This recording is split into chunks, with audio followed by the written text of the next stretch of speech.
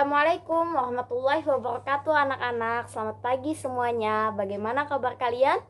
Ibu harap kalian selalu baik-baik saja ya, dan selalu dalam lindungan Allah Subhanahu wa Ta'ala. Jangan lupa jaga kebersihan, sering-sering cuci tangan, dan tetap stay at home ya. Minggu lalu kita sudah belajar tentang perkembangbiakan tumbuhan. Nah, perkembangbiakan tumbuhan kan ada dua. Yang pertama yaitu perkembangbiakan tumbuhan secara generatif dan perkembangbiakan tumbuhan secara vegetatif. Pada minggu lalu kita sudah belajar itu, dan pada hari ini kita akan belajar tentang perkembangbiakan hewan. Nah, perkembangbiakan hewan ini juga terbagi menjadi dua, yaitu perkembangbiakan hewan secara generatif dan perkembangbiakan hewan secara vegetatif. Namun, pada hari ini kita mempelajari perkembangbiakan hewan secara generatif terlebih dahulu. Di perkembangbiakan hewan secara generatif ini terbagi menjadi tiga. Yang pertama yaitu perkembangbiakan hewan dengan cara beranak atau melahirkan, dan sering juga disebut dengan vivipar. Nah, yang pertama tadi apa? Dengan cara beranak atau melahirkan, dan sering juga disebut dengan vivipar. Nah, itu ya. Ingat ya. Yang kedua yaitu dengan cara bertelur atau sering juga disebut dengan ovipar. Apa nanti yang kedua? Dengan cara bertelur atau sering juga disebut dengan ovipar. Oke? Dan yang ketiga yaitu dengan cara bertelur dan beranak atau sering juga disebut dengan ovovivipar. Yang ketiga tadi apa? Dengan cara bertelur dan beranak atau sering juga disebut dengan ovovivipar.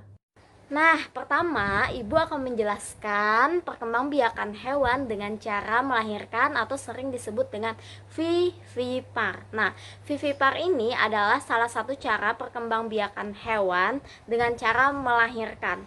Nah, cara perkembangbiakan ini pada umumnya biasanya terjadi pada hewan mamalia atau hewan yang menyusui.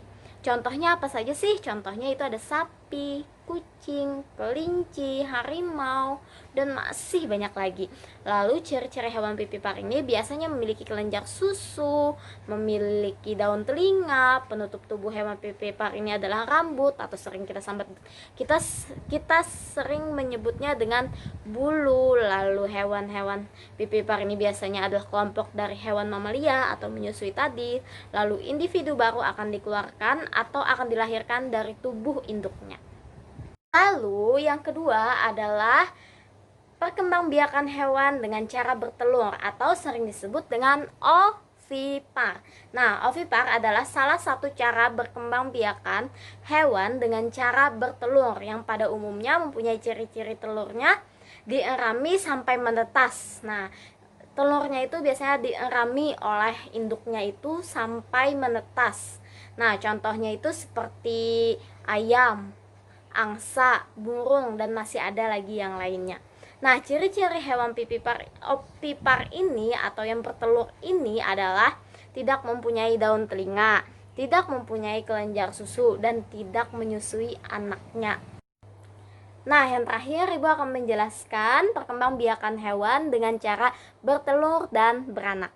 Nah, yang sering juga disebut dengan ovovivipar. Nah, ovovivipar adalah salah satu cara berkembangbiaknya hewan, yaitu dengan cara bertelur dan beranak.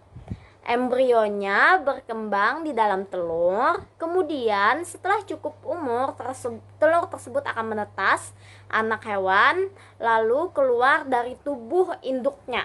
Nah, contoh hewan ovovivipar adalah hiu, buaya, dan beberapa jenis ular seperti ular boa, ular piton, dan ular sanca. Ciri-ciri ovovivipar adalah yang pertama, telur berkembang di dalam tubuh sang induk. Lalu yang kedua, janin yang ada di dalam telur mendapatkan makanan dari cadangan makanan yang sudah ada di dalam telur. Lalu yang ketiga yaitu saat mencapai usia matang, telur menetas dalam tubuh induk dan anak pun keluar dari dalam tubuh sang induknya. Ya, sekian penjelasan dari Ibu tentang perkembangbiakan hewan. Salah hilaf Ibu mohon maaf. Jika ada yang ditanyakan bisa langsung ditanyakan. Wassalamualaikum warahmatullahi wabarakatuh.